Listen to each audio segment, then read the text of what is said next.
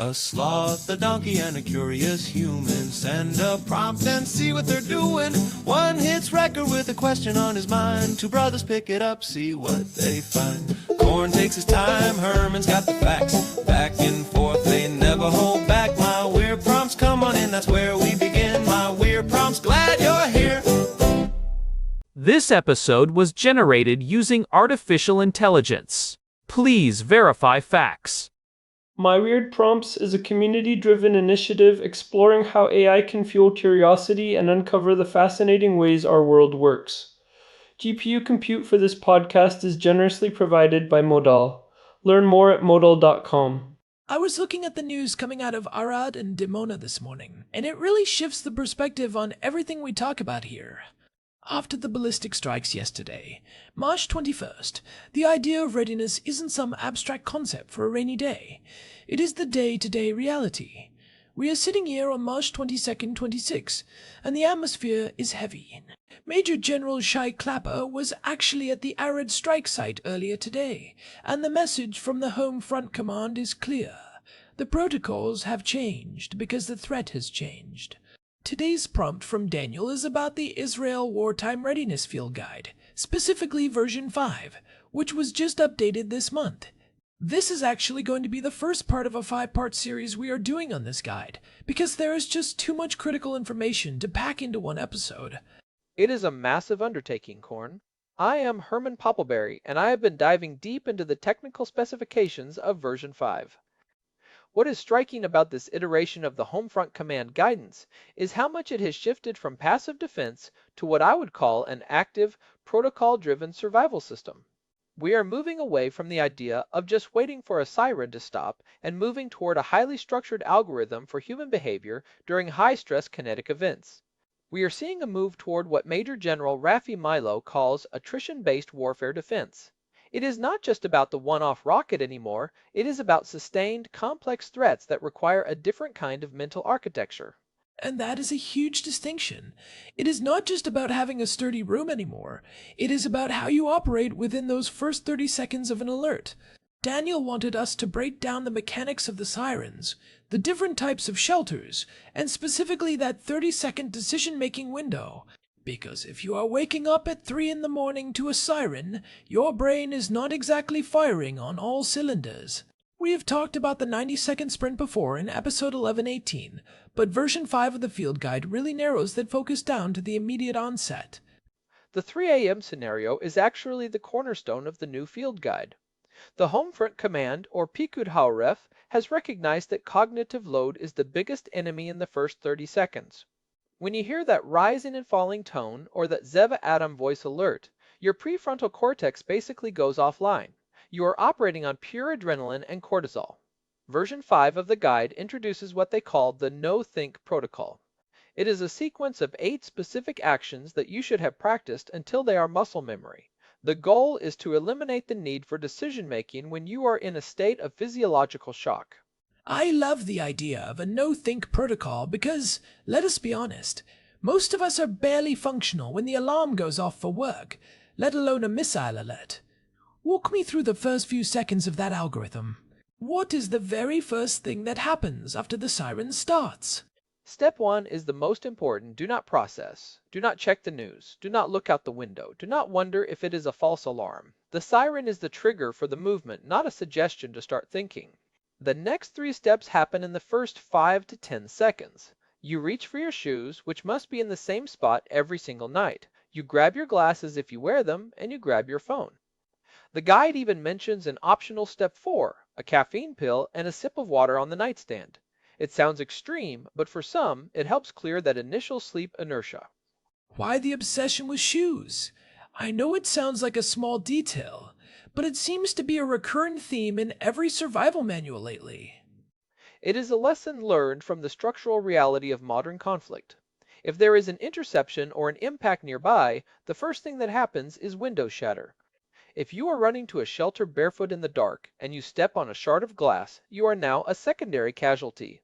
You have slowed yourself down, and you might not make it to the protected space in time. In version 5, they actually specify closed-toe shoes, no flip-flops. You need to be able to move over debris, glass, and potentially uneven pavement if you are heading to a public miklat. Statistics show that more injuries occur from falls and cuts during the scramble to the shelter than from the actual missile impacts themselves. That makes total sense. So you have your shoes, your glasses, and your phone. Why the phone? Usually, we tell people to stay off their screens during emergencies to avoid panic. In this specific context, the phone is your primary sensor. The Homefront Command app is much more precise than the neighborhood sirens. It tells you exactly which zone is under threat. More importantly, it is how you receive the all clear. Without it, you are sitting in a concrete box guessing when it is safe to come out. After you have those items, you move to step 5, which is pulling on whatever clothes were laid out the night before. Speed over appearance is the mantra here. If you are a parent, this is where the protocol splits. One parent goes for the children, the other goes for the go bag. And for people with babies, the guide mentions baby wear specifically, right? Like a carrier by the door? Yes, because you need your hands free. You do not stop to dress the baby. You put them in the carrier and move. The goal is to be inside your protected space, which is usually a mamad, within that 90-second window that applies to Central Israel. In places closer to the border, like the areas around the Lachish or Negev regions where schools were just closed, that window can be as short as 15 seconds. If you are in a zone with a 0-second warning, your protocol is simply to drop to the floor and protect your head. That brings up a good point about the different types of alerts. I think a lot of people assume a siren is a siren, but version 5 of the field guide makes a very clear distinction between rocket alerts, UAV infiltrations, and terrorist infiltrations. They are fundamentally different threats that require different behaviors. They are, and treating them the same can be dangerous. A standard rocket or missile alert is what most people are used to. You go to the mamad, you close the steel door, and you wait. But the UAV alerts, which we have seen an increase in recently, have a different set of rules. A drone or UAV does not just fly in a straight ballistic arc. It can loiter, it can change direction, and it can trigger alerts across multiple zones as it moves. This is why the siren for a UAV might sound different or persist longer. So if I am in a UAV alert, I cannot just wait for the siren to stop and then walk out 2 minutes later? Not at all. The field guide is very explicit about this. For a UAV infiltration, the mandatory shelter time is 10 minutes, unless an official all clear is issued sooner. This is to account for the flight path and the possibility of multiple drones in a single swarm. There is also the risk of falling shrapnel from interceptions. We saw this in the Arad strikes yesterday. Sometimes the interception happens directly over a residential area, and the debris can be just as lethal as the original payload. The 10-minute rule is a hard floor. You do not self-release. I have noticed that people have a habit of going out to their balconies or into the street to try and film the Iron Dome or arrow interceptions with their phones. I am guessing the field guide has some strong words about that. It is one of the primary causes of preventable injuries. People think because the missile was intercepted, the danger is gone. They do not realize that a massive chunk of burning metal is now falling at terminal velocity toward the ground. Version 5 of the guide calls this the attrition strategy. Adversaries will sometimes fire single missiles or drones in close succession specifically to catch people who have left their shelters prematurely. They want you to think it is over, so you walk out right as the second wave arrives. That is why that 10-minute rule is non-negotiable now. What about the third type of alert, the terrorist infiltration? I know it is referred to as Abir Laila, or Night of the Night. That seems like a completely different beast, because you are not just hiding from something falling from the sky. Abir Layla is a shelter-in-place protocol. If you hear this alert, you do not follow the standard rocket procedure. You stay hidden. You lock your house door, you leave your outside lights on to help security forces navigate the area, and you enter your mamad, or lockable internal room. But here is the critical difference. You do not go to a public shelter or a communal stairwell. You want to be behind a locked door that does not look like it has people behind it. You turn off the lights inside and stay below the window line. If a rocket alert happens during a terrorist infiltration, you stay where you are. Do not go to the stairwell. The risk of an encounter in a communal space is higher than the statistical risk of a direct hit in your locked room. And the guide mentions not dismantling the mamad door handle? That seems like a very specific instruction. Why is that in there? It is a response to specific incidents where people tried to make their safe rooms impenetrable from the outside by removing the handle. The problem is that if security forces or rescue teams need to get to you, or if there is a fire, you have trapped yourself in a room that is designed to be a fortress. The protocol now is to lock it normally but stay vigilant and wait for official word from the authorities that the event has ended. It is about balancing security with the ability to be rescued. It really highlights how much the infrastructure of the country has had to adapt. You mentioned earlier that municipalities like Haifa and Tel Aviv are rolling out something called smart shelters. That sounds like a significant upgrade to the old public Miklat system. It is a massive technological leap. Historically, public shelters were often locked, and you had to hope a neighbor with a key showed up in time. The government just allocated 81 million new Israeli shekels, which is about $22 million, for shelter upgrades this month. A big part of that is the remote unlocking system. When a siren is triggered in a specific neighborhood, the electronic locks on the public shelters in that zone are automatically released via a cellular signal from the home front command. That takes a huge amount of stress off the local residents. If you are caught outside when the siren goes off, knowing that the nearest Miklat is guaranteed to be open could be life-saving. And they are adding more than just locks. We are seeing the installation of Wi-Fi and backup generators in these underground bunkers. The idea is that in a prolonged attrition barrage, you might be down there for hours. Being able to maintain communication with the outside world and keep your phone charged for the Homefront Command app is a tactical necessity, not a luxury. They have also added 1,100 new portable shelters across the southern regions to fill in the gaps where older buildings do not have built-in mods. We should probably talk about the hierarchy of protection, because not everyone has a modern apartment with a reinforced safe room. If I am in an older building, what is my best move? The field guide provides a clear decision tree. Your first choice is always the mamad, which is the apartment safe room. If you do not have that, you look for a mamak, which is a protected room on your floor shared by neighbors. If that isn't an option, you go to the mamam, which is the building-wide shelter, usually in the basement. And if none of those exist in your building, I know a lot of the older architecture in central Israel doesn't have dedicated shelters. Then you go to the internal stairwell. But there are rules for that too. You need to be at least 2 floors below the roof and at least 1 floor above the ground level. You stay away from windows and external walls. The stairwell acts as a structural core for the building, making it one of the most resilient parts during a blast. If even that isn't accessible, you find an inner room with as few windows as possible and sit against an internal wall, below the window line. The key is putting as many walls as possible between you and the outside. One thing that stood out to me in the guide was the section on long-range threats, specifically from places like Yemen or Iran. There is this new preliminary alert system that gives you a 3 to 5 minute lead time. That seems like a game changer for avoiding panic. It is a result of the April 25 system update. Because ballistic missiles from Yemen take much longer to reach Israeli airspace than a rocket from Gaza or Lebanon, the military can detect the launch much earlier. Instead of a siren, you get a specific notification sound on the Homefront Command app. It essentially says, "A threat is incoming, you have several minutes, get ready." It is a distinct sound, not the Ziva atom, so you know you have time to move calmly. So it is not a signal to run to the shelter immediately, but to start the protocol calmly. It means put your shoes on, grab your go bag, gather the kids, and identify exactly where you are going to go when the actual siren sounds. It turns a 90-second sprint into a 5-minute organized transition. If you are driving, it gives you time to find a safe place to pull over near a solid building rather than stopping in the middle of a highway. If you are on public transport, it gives the driver time to reach a station or a safe stop.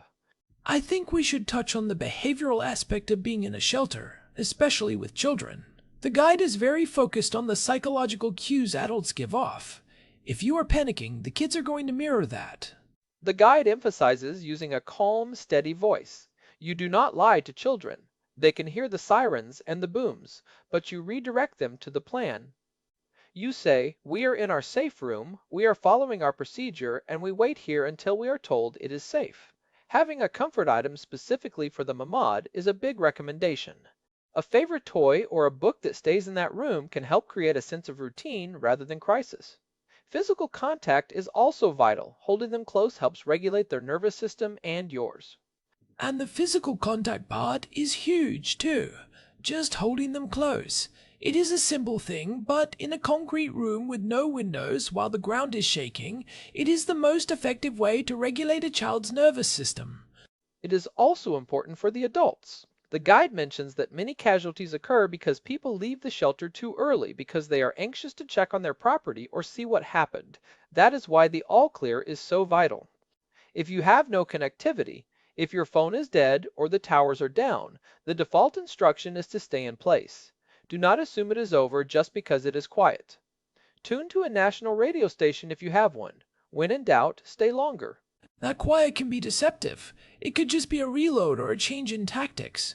We actually covered some of the cognitive load issues in high-stress environments back in episode 1355, when we talked about aviation standard operating procedures for home safety. It is a similar principle. You rely on the checklist because your brain is too compromised to make good decisions on the fly. That is a great callback. The 90-second sprint we discussed in episode 1118 also lays the foundation for this. The Field Guide version 5 is essentially the refined, technical evolution of those concepts. It is about taking the engineering of survival and turning it into a repeatable human habit. We are even seeing AI-driven early warning systems being integrated into the app now, which can predict impact zones with even higher granularity, potentially reducing the number of people who need to enter shelters for a single event. We have covered a lot of ground here, but I want to make sure we leave people with the most practical takeaways for tonight. If you are living in a high alert zone right now, what are the 3 things you should do before you go to sleep? Number 1, the 3 a.m. checklist. Place your closed-toe shoes, your glasses, your phone, and a flashlight right next to your bed in the exact same spot. Number 2, verify your shelter path. Walk from your bed to your protected space in the dark. Know exactly how many steps it takes and where the door handle is. Number 3, ensure your Homefront Command app is updated and the volume is set to override your silent mode. And I would add a 4th one, digital hygiene. When that alert goes off, your job is not to be a reporter. Do not open social media. Do not try to find out where it hit. Your only job is to follow the algorithm. The information will be there when the all clear sounds. Spreading unverified information or looking for videos only increases your cognitive load and slows your response time. That is a vital point. The news can wait, your safety cannot. We should also mention the Purple Vest mission. This is a fantastic NGO, part of Access Israel, that is currently working to help people with disabilities and the elderly reach shelters. They have been incredibly active during this March escalation. If you know someone who has mobility issues, version 5 of the guide suggests reaching out to organizations like this now, before the next alert, to coordinate assistance. Community defense is just as important as personal defense. It is all about the community aspect of defense. We are going to be diving into the go bags in long-term wellness in the next few episodes of this series, but for today, the focus is that first 30 seconds. It is the difference between a controlled response and a chaotic one. It really is. And the data from the recent strikes shows that the people who followed these protocols to the letter are the ones who walked away without a scratch, even when their buildings took significant damage. The Mohammed works, the Miklat works, but they only work if you are inside them. The goal of version 5 is to make sure you are inside them every single time without fail. Well, this has been a heavy but necessary start to our series on the Field Guide. We have 4 more episodes coming up to cover the rest of the guide, including daily routines and communication strategies during a blackout. We will also look at how to maintain those air filtration systems in the newer Mamads, which is a technical detail Herman is very excited about. I am looking forward to it. There is a lot more technical detail to get into, especially regarding the engineering of the newer safe rooms and how they handle different blast overpressures. Thanks as always to our producer, Hilbert Flumingtop, for keeping us on track. And a big thanks to Modal for providing the GPU credits that power this show. It is because of that support that we can dive this deep into these guides and bring this information to you. If you found this helpful, please consider leaving a review on your podcast app.